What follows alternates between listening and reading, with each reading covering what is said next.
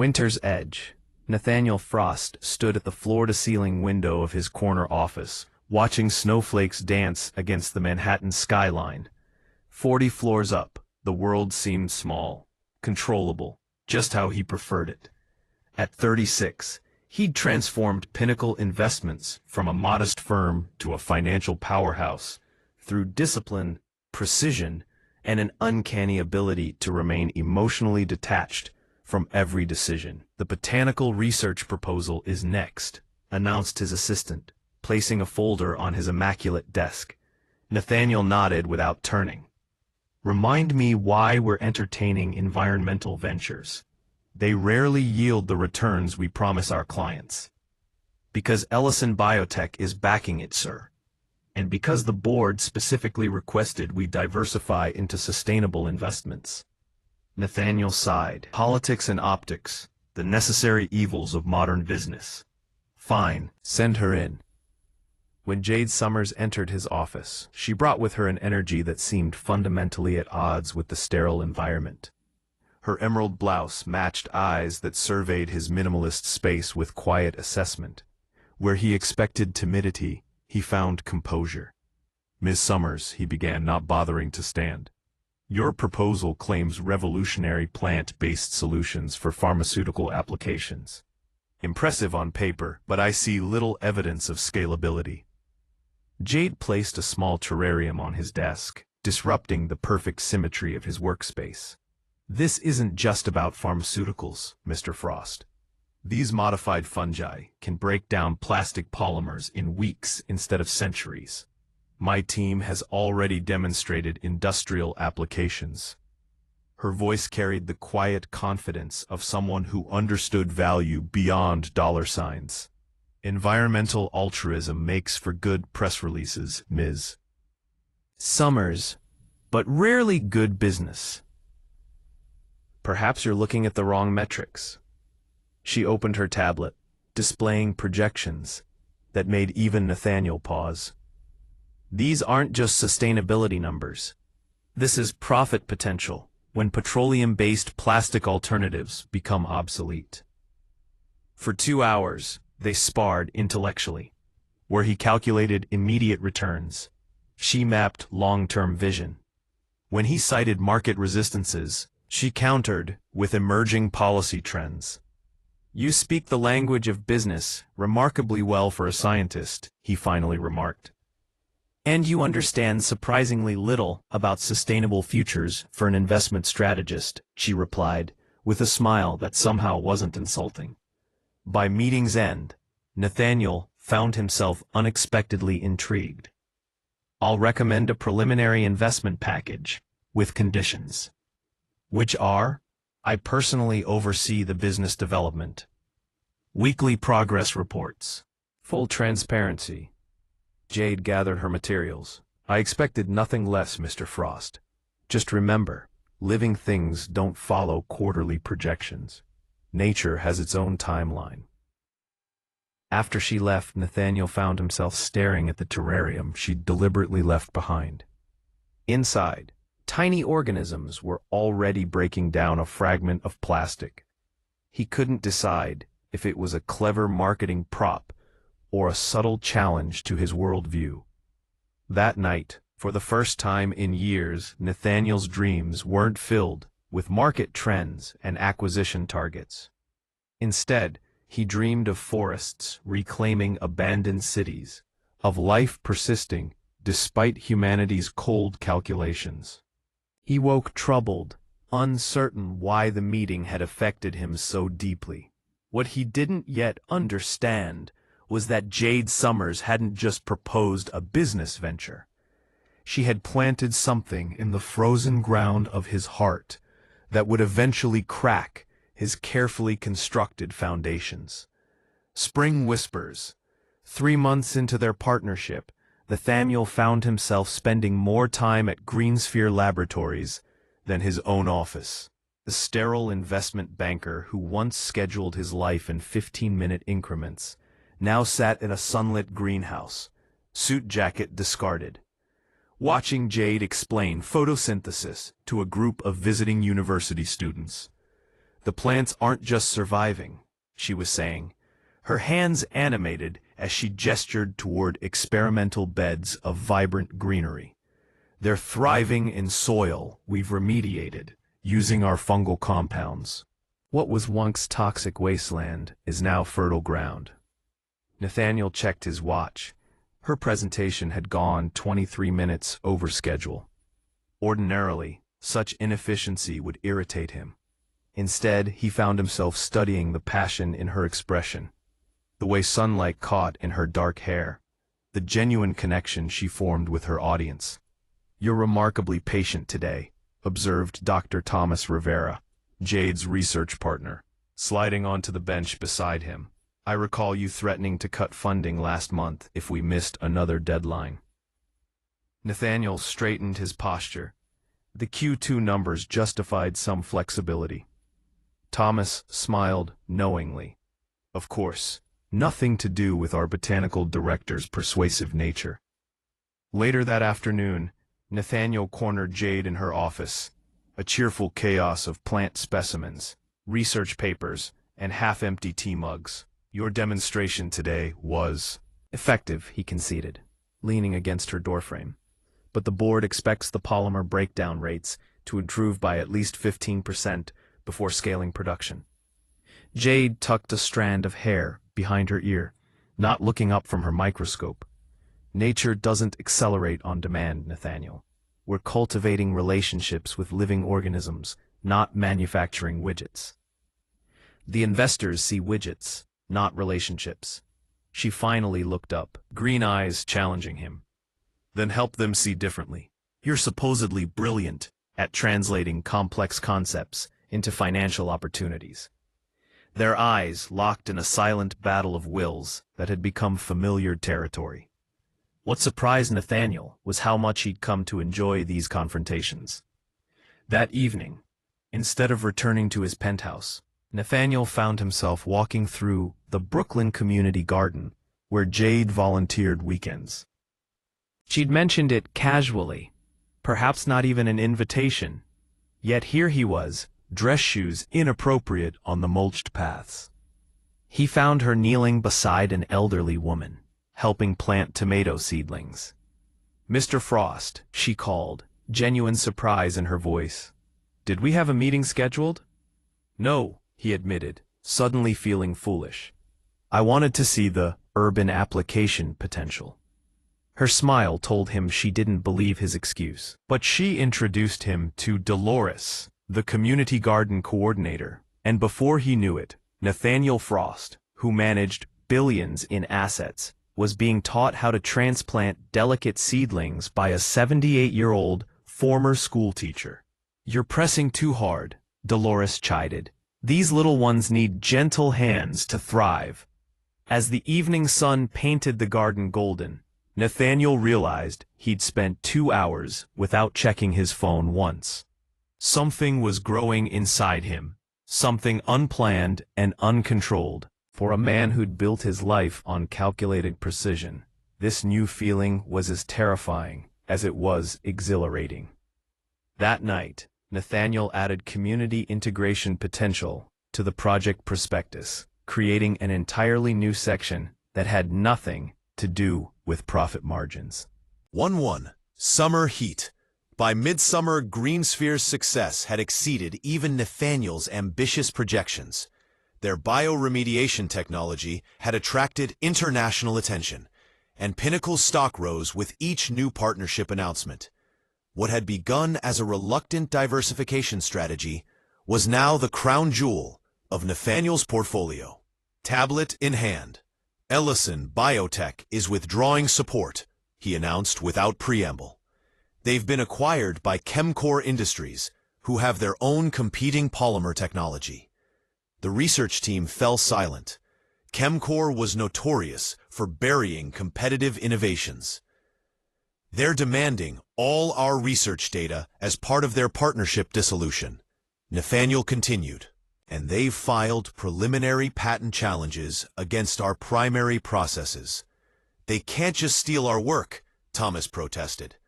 "Legally, they can try," Nathaniel replied grimly. The original funding agreement had loopholes I should have caught. For days, Nathaniel worked relentlessly, calling in favors from every legal and financial contact he had. He'd never fought so hard for a project before, though he told himself it was purely to protect his investment. Late one night, he found Jade still in her office, surrounded by legal documents. "You need rest," he said, surprised by the gentleness in his own voice. She looked up, exhaustion evident in her eyes. "I found something. The fungal strain we've been using.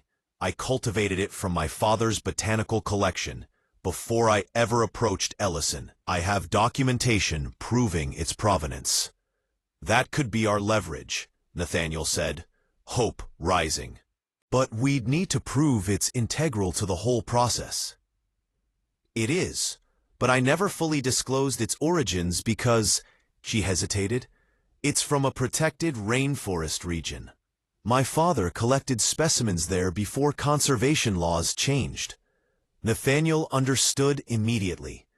"If you come forward with this information," he finished, "I could face significant legal consequences," she finished. "But without it, everything we've built will disappear." The next morning, Jade submitted a comprehensive declaration of the strain's history and significance to the patent office. Her legal jeopardy was real, but it provided the crucial evidence they needed to secure their intellectual property. When the crisis finally passed, Nathaniel organized a celebration at Pinnacle's executive lounge. Champagne flowed as he presented the team with news that 3 major pharmaceutical companies were now competing for exclusive manufacturing rights. "This quarter's returns will exceed our projections by 40%, he announced proudly. "The risk calculation has paid off spectacularly." Later, he found Jade alone on the balcony, staring at the city lights. "You should be celebrating," he said, offering a champagne flute. "Your career will skyrocket after this. I'm already fielding calls from headhunters trying to poach you." She didn't take the glass. "Is that all you see, Nathaniel? Career trajectories and profit margins?" "I see success," he replied, confused by her tone. "We won. I could still lose my scientific reputation if those rainforest violations become a focus. I risked everything I believe in." "The legal team has that contained," he assured her. "The PR strategy—" "Stop," she interrupted. "Just stop calculating. For once, see the human cost, not just the bottom line." She left him standing there, the champagne untouched, as a strange emptiness bloomed inside his chest. The next morning, Jade's resignation letter was on his desk. Autumn Reflections. Nathaniel sat alone in his penthouse office, surrounded by accolades. The GreenSphere acquisition had made him the youngest managing partner in Pinnacle's history. Financial publications featured his portrait alongside headlines praising his visionary integration of sustainability and profitability. Yet as autumn leaves turned golden outside his window, he felt strangely colorless inside. 3 months had passed since Jade's departure. The research continued under Thomas's direction, but something vital had vanished from the project. Something the quarterly reports couldn't quantify. "Your calendar for today, sir," his assistant said, placing his meticulously organized schedule on the desk. Nathaniel stared at the document, suddenly struck by the precise measurement of his life. Hours blocked into meetings, calls, reviews. Even his workout sessions were calculated to the minute for maximum efficiency. "Cancel everything," he said abruptly. "Sir?" His assistant looked alarmed. In 4 years, Nathaniel had never canceled a meeting. "All of it. I'm taking a personal day." Without a destination in mind, Nathaniel found himself at the Brooklyn Community Garden, where he'd once planted tomatoes. The summer's bounty was gone now, beds being prepared for winter dormancy. "Well, look who's back," came Dolores's familiar voice. "Those tomatoes you planted fed half the neighborhood, you know." "I planted those?" Nathaniel asked, genuinely surprised. "With your own hands," she confirmed. "Though you looked mighty uncomfortable doing it. Our Jade had to show you 3 times how not to crush the roots." "Have you heard from her?" he ventured. Dolores's expression softened. "She sends seeds now and then. Started some kind of restoration project upstate." That night, Nathaniel did something he hadn't done since childhood. He sat quietly, without purpose or productivity, and simply thought about his life. He reviewed not his achievements, but his connections. The list was disturbingly short. The next morning, he walked into Thomas's office unannounced. The fungal strain Jade used, the one from her father's collection. What made it special? Thomas blinked, surprised. It's resilience. Most organisms can't adapt to changing conditions without losing effectiveness. This one somehow maintains its essential nature while evolving to new circumstances. "Unlike me," Nathaniel said quietly. For the next few weeks, Nathaniel immersed himself not in financial statements, but in understanding GreenSphere's actual work.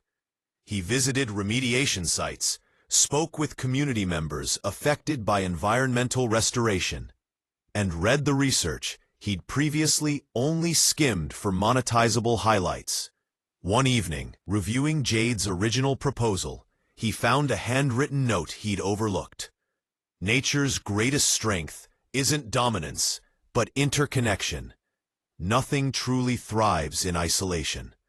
The words struck him with the force of revelation. His entire life had been constructed around independence, around needing nothing and no one. He'd mistaken strength for isolation, success for worth. As the first snow of winter dusted Manhattan, Nathaniel made a decision that couldn't be quantified on any spreadsheet. It was time to learn a new way of calculating value. H1, the circle complete. Period. Spring came again. Nathaniel parked his car at the edge of what had once been abandoned farmland in the Hudson Valley. According to his research, the property had been purchased 6 months ago by a conservation trust for ecological restoration. Following a winding path, he found a group of volunteers planting saplings along a newly formed pond. Among them, kneeling in the rich soil, was Jade. He watched her for a moment. Spring came again. Nathaniel parked his car at the edge of what had once been abandoned farmland in the Hudson Valley. According to his research, the property had been purchased 6 months ago by a conservation trust for ecological restoration. A sapling trust for ecological restoration. Following a winding path, he found a group of volunteers planting saplings along a newly formed pond. Among them, kneeling in the rich soil, was Jade. He watched her for a moment, struck by how perfectly she belonged in this landscape of renewal. When she finally noticed him, her surprise was evident. "Nathaniel, what are you doing here?" "Learning," he said simply. "May I?" She hesitated, then nodded toward a bundle of young trees waiting to be planted. For hours, they worked side by side in companionable silence. Nathaniel's once immaculate hands became caked with soil, his designer clothes stained with honest work. When the last sapling was secured, Jade finally spoke directly to him. "Thomas told me what you've been doing with GreenSphere. The community investment programs, the educational initiatives, that wasn't in the business plan." "I rewrote the metrics," Nathaniel replied. "Some values can't be measured in quarterly returns." As the volunteers dispersed, they walked together along the pond's edge. Nathaniel noticed a small structure taking shape on the property's western slope. "Your new laboratory?" he asked. "My new home," she corrected. "I'm living on site to monitor the restoration progress." "It's beautiful," he said, and meant it in a way he couldn't have understood a year ago. Why are you really here, Nathaniel? He took a deep breath. I realized something. All my life, I've approached relationships like investments, calculating potential returns, minimizing vulnerability, maintaining exit strategies. And now, her voice was guarded but not cold. Now I understand that's not living. It's just accounting. He gestured to the land around them. What you create here has intrinsic worth beyond any metric. It taught me that some things grow stronger through openness, not protection. Jade studied him carefully. People don't change their nature overnight. Not overnight, he agreed. It took seasons, like your fungi, adapting while maintaining my essential self. A small smile touched her lips at the reference. And what does Nathaniel Frost want from this newfound wisdom? Permission, he said quietly. Not to invest in your project, but to participate in it. Not as a calculated move, but as a first step toward something authentic. Something I don't want to measure or control.